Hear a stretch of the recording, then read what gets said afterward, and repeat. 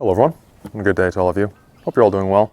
I wanted to talk today about light setup, as well as give some brand recommendations and just kind of some thoughts on positioning, because over the past few months especially, though it's been going on for longer than that overall, I've just been experimenting a lot with some different light setups, and I've done pretty much every single type of placement that I can think of, at least at this point. I've tried 12 o'clock even, 6 o'clock, you ran that for quite a while, and of course, everything in between, 3, 9 o'clock, the offsets. So that's going to be exactly where I'm going to start on the most basic point of where I would recommend to position your rifle mounted light.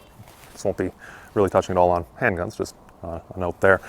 But for me, the default position that I would recommend is to put it on the same side as your support hand. So in other words, the opposite of your dominant hand, and putting it slightly offset, just like I have right here. The reason for this is, first off, whether or not you use a pressure pad, which I'm usually a pretty big fan of pressure pads. I'll get into that a bit later as well. But even if you don't, this allows you to have a very unmodified grip and just go. So for instance, I'm usually right about here with my grip. I can just put my thumb right down and just press it. You can see.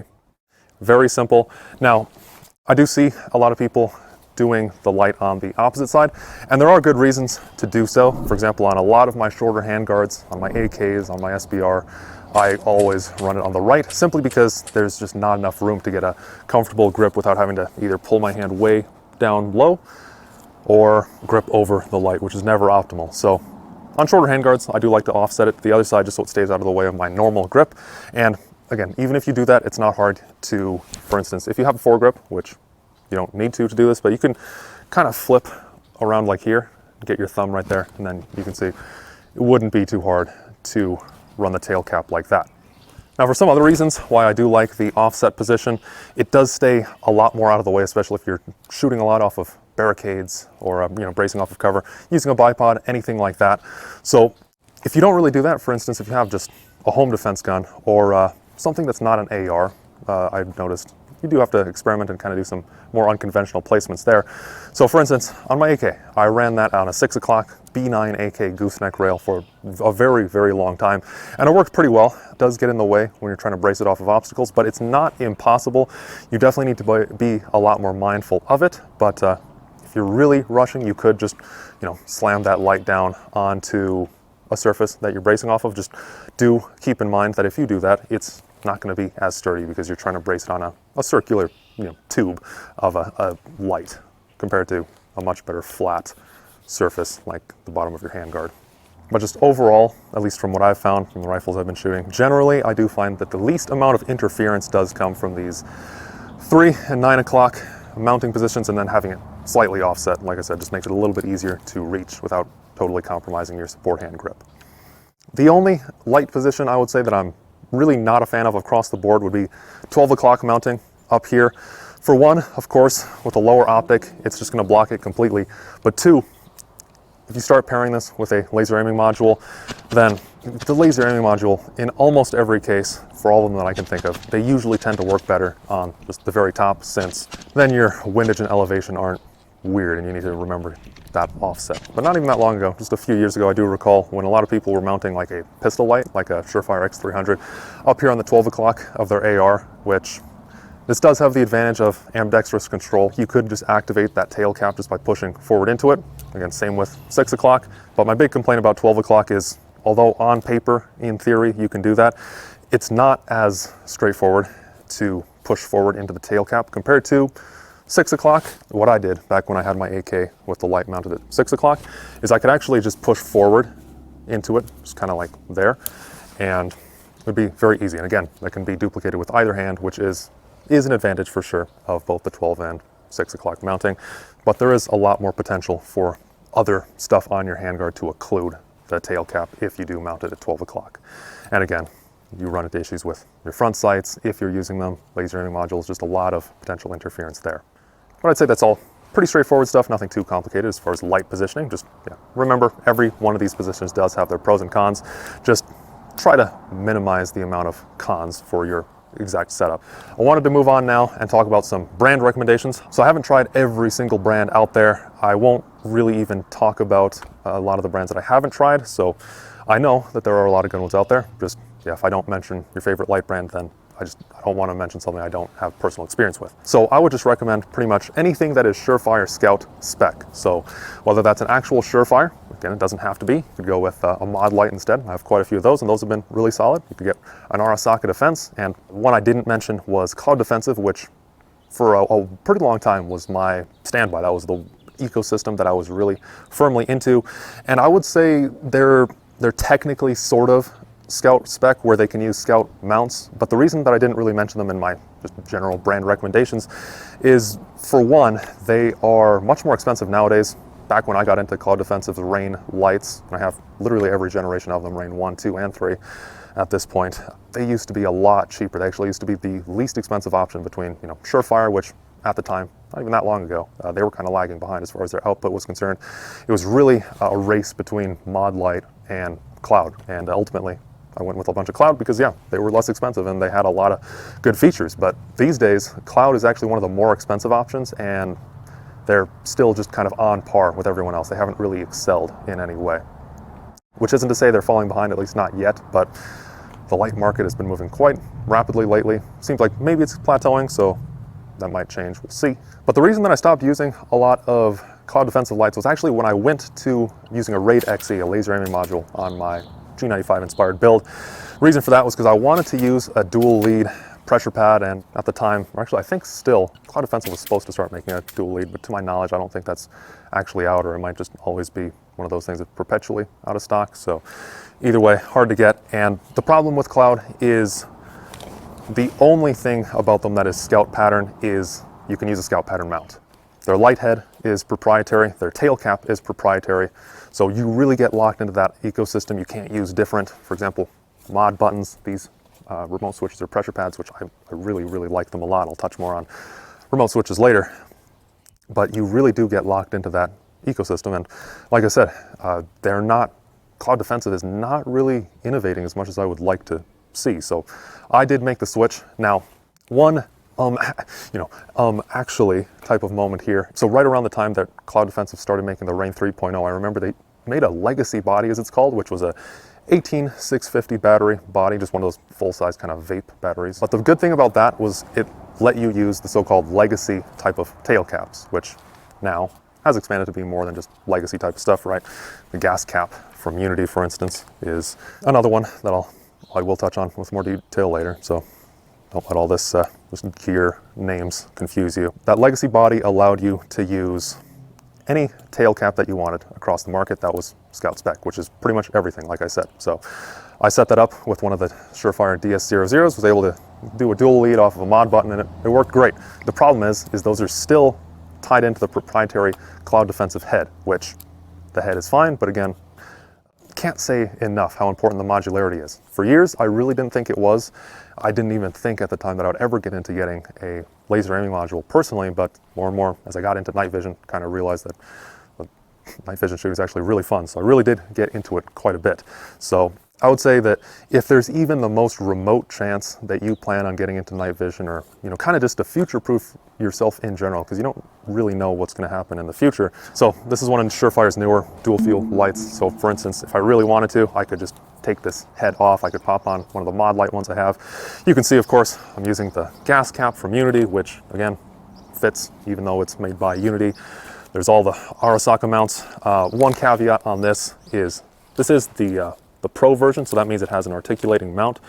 So I'll go ahead and touch on that right now. Surefire's newest lights aren't to the true Scout spec as far as the mount itself. Like I said, everything else on here still is the Scout spec. It's just the mounts are now on the Pro spec. And there's actually still a good amount of aftermarket mounts you can get. Personally, I've had really good luck even with the regular mounts from Surefire. I'm using one of their M-Lock ones right now. I'm going to test a few aftermarket mounts for sure, just because I kind of want to check it out and review them potentially. Apparently at one point, these mounts had an issue with walking under recoil, so I don't know if any of you saw that as well. I have had this on here for a few hundred rounds now, and it has not been an issue for me. What I think that issue comes in from, so when I first got this light, I was looking in the instructions to see like what are the torque specs that they give. Obviously they give the torque specs for the M-Lock, which is nothing out of the ordinary, 35 inch-pounds, but they did not give this torque spec for the so-called shoulder screw, which is where it articulates just on the single point. Ultimately, I did a lot of digging and found out that at one point in their documentation, they cited 5 inch-pounds, which I guarantee that will not hold this. The documentation I got with this light, interestingly, when I bought it, didn't say anything about a torque spec whatsoever. So I just kind of torqued it to a little bit more than hand tight, which probably is about 15 to 20 inch-pounds, which by their old documentation is over torqued, but you know, it's not starting to strip the head or anything. Don't go too crazy with it. It's just a regular hex head Allen type of head there. Now, although going with the new Surefire Pro, like I said, it does limit you a little bit as far as mounts, because just the full-on scalp pattern is objectively still the most popular. I do think that it's worth it. This does give you the benefit of, you can get really close. You can see right here, I'm unloaded, of course. You can see how close I've been able to get that to the rail. I always just like that. It's really clean. And of course, if you have a laser aiming module, you can pop this right up there, even if it blocks the windage screw, because you can just pop it back down when you need to adjust it. There are ways to retrofit the old scalp pattern lights for a similar type of mount. For example, the overbore system swivel is a mount that I did a review on about a month ago now, I think. And it works great, just a little bit more bulky because it is adapting the old scalp pattern to this sort of articulating mount, but works great. So I'm going to talk more about a little bit with setup, especially some stuff about tail caps, but I wanted to move on first and talk a little bit about light coverings. Do you need a light cap? For instance, I know for the longest time everyone was really a big fan of the 100 Concepts light caps, and it seems like just over the last few weeks, a lot of people kind of hate them now, which I have learned after researching a bit. It's a little bit justified. They are objectively extremely overpriced, but what a light cap does, of course, just as a basic primer, benefit of covering up this light, obstructing it, is that if you're out and about, this is a reflector, and of course it will reflect more than just your own light. So if someone else were to shine a light onto you, or just if it catches the glint of the sun in the wrong way, then this can shine and expose your position. So I like to run light caps on most of my rifles. If you have a rifle dedicated to just home defense, then I really wouldn't bother. For instance, currently I use my G95 inspired build for home defense, and that one is mostly set up as a general purpose type of build. So I do have a light cap on there, and what I do is just at night when I'm about to go to bed, I just pull the light cap off and just leave it. That way there's less I need to, fumble with in the darkness. There's really no point to the light cap for that. It also just kind of helps to keep dust off of them, for instance. So if you do want to run a light cap, there is the 100 Concepts ones. They are quite expensive. They're getting, a lot of their new offerings are getting much more expensive too, which is unfortunate. Another very good alternative to that is Hammy 3D prints. Caveat there, I don't have personal experience with them, which I never like to mention stuff I don't have personal experience with them, but on the other hand, it's literally just a 3D printed piece of plastic. There's not a whole lot that can go wrong there. What I used to do prior to picking up any of these light caps at all, back in the day, I used to just run a scope cap over the front of it. Worked totally fine. Just a flip up scope cap. You can just pop it off when you need it, and it worked fine. So moving on, finally getting to the tail caps, like I said, also talking about pressure pads.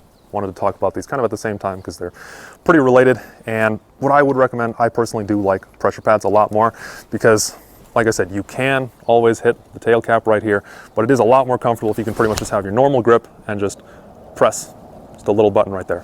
I'm a big fan of the mod button. It is just so low profile, as you can see right there.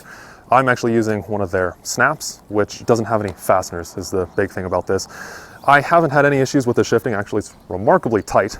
The biggest advantage of the mod button snap, of course, is if you have a laser aiming module with a battery compartment oriented more towards the muzzle, which most of them do currently, then you can put the pressure pad right up there, right behind it, and you won't lose access to your battery compartment because then you can just pop it off really easily, even in the field, and still replace batteries and all that.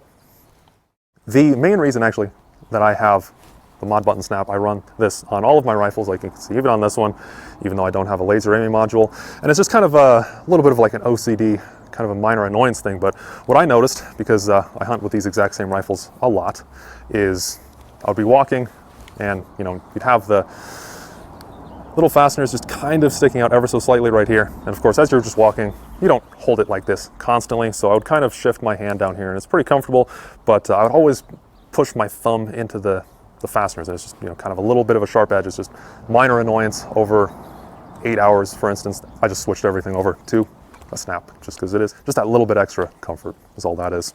Other than that, of course, the mod button being so low profile, it really hardly feels any different. I've used a lot of different pressure pads in the past. Going back to the cloud defensive ones, I never really liked how tall those sat above the rail, and you can really feel just not huge. I shouldn't overemphasize this, but it is a little bit of a difference in the grip, and I just prefer, it almost feels like I'm just gripping the bare rail, which is nice. The other nice thing about the mod button, of course, is compatible with pretty much every setup imaginable. Like I said earlier, for example, they make dual leads of this, so you can have one cable going into your light, you can have the other cable going into your laser aiming module. They have pretty much every single type of cable for different types of laser aiming module as well. They do make the Unity tactical gas cap, which is something I wanted to touch on. So this does have a redundant feature, of course, like you saw earlier, has the tail cap on the rear that you can just push, just a normal clicky type of tail cap. And then, of course, on the side, you can plug in, this actually uses a USB-C cable, though on that note, don't just use a random USB-C cable, use the one that actually comes with this and plugs into the mod button. Another option for a remote switch that does offer the same capability would be the DS00 from Surefire. I haven't really found any issues with either. The actual clicky button on the back of the tail cap on the DS00 is a little smaller, so there is that. But either way, it hasn't really been an issue for me. The DS00 is more expensive though, and Unity claims that this gas cap, it's supposed to have better output. I haven't really seen a difference. It might be, you know, more bright on paper with this tail cap, but really imperceptible to the eye, at least for all the lights that I've tested this on. And I've had two lights that I've tested gas caps on, and not really any difference, at least as far as I can tell. The gas cap is polymer, so if you're really trying to save every little fraction of an ounce possible, I think at least currently that this is the lightest tail cap available. On the other hand, polymer has some issues for sure compared to the durability of aluminum, so do understand those as well going in. On the other hand, there are, you know, it's kind of a give and take. There are some situations where polymer will work better and kind of bounce back. But for a tail cap, I think generally for durability, you are going to be just slightly better off with the aluminum DS00. It's very minute either way. One complaint I do have, which you only need to deal with a few times, thankfully, but is a massive pain. The gas cap here has what looks kind of like a collar, which is what retains the cable, and that is a nightmare to try to put on. This one right here in particular was actually made incorrectly, and it was way too tight to the point I couldn't even get it on. I had to cut a little bit of polymer off and just keep shaving it over and over until it finally did clip on. The other gas cap I have is really, really tight. Well, locking collar, I should say, is really, really tight. But again, I was able to put it on without filing that one, but the gas caps are just, they're kind of annoying to put that on. And yeah, you should be running the locking collar. It's not something you should go without, since like I said, that is what holds in the USB-C cable. Last, I did want to touch on Candela versus Lumens, which generally I'm a much bigger fan of looking at higher Candela as far as rifle lights. So usually a high Candela light will have a tighter spill overall, but a much longer throw, so you can see a lot further with it, which helps, of course, for a rifle. I wouldn't get too caught up either way in, you know, looking at the exact Candela count between different light manufacturers, though I wouldn't discount it completely either. Generally, a lot of the newer lights are very, very comparable. The Surefire dual fuel is very similar, even though it's supposed to be brighter. I again, can't really tell the difference too much compared to like the Modlite and the Cloud Defensive. They all are pretty much in the same ballpark. Definitely do at least look at it to understand and kind of gauge what you're getting as far as the Candela and Lumens are concerned. I made the mistake of not looking whatsoever at the spec sheet because I just kind of assumed, you know, all the new lights are totally fine. And on my MR762, I went and bought one of the older model of Vampire lights at the time, but the CR123 version, extremely dim, unfortunately, especially for the use case of that MR762, which is set up as a kind of like an intermediate, or slightly longer than intermediate range, kind of a battle rifle. Yeah, that light is severely lacking for that sort of application. So thank you all for watching this video on light setup. This was a fun one to make, and I didn't even intend to have as many lights as I do. At this point, I almost have a light on every single rifle, which I don't feel like you really necessarily need. Just pretty much have a light on your primary and, you know, have a bunch of fun guns beyond that and you'll be fine. But for me, I ended up I kept experimenting and buying little parts, tweaking my setup, and ended up with just so many redundant parts that I just had to pick up a few extras. For example, a few extra light bodies here, another light head here to try, and then ended up having enough lights for almost everything. So rather funny. If you do a lot of experimenting with lights, you'll probably end up the same way.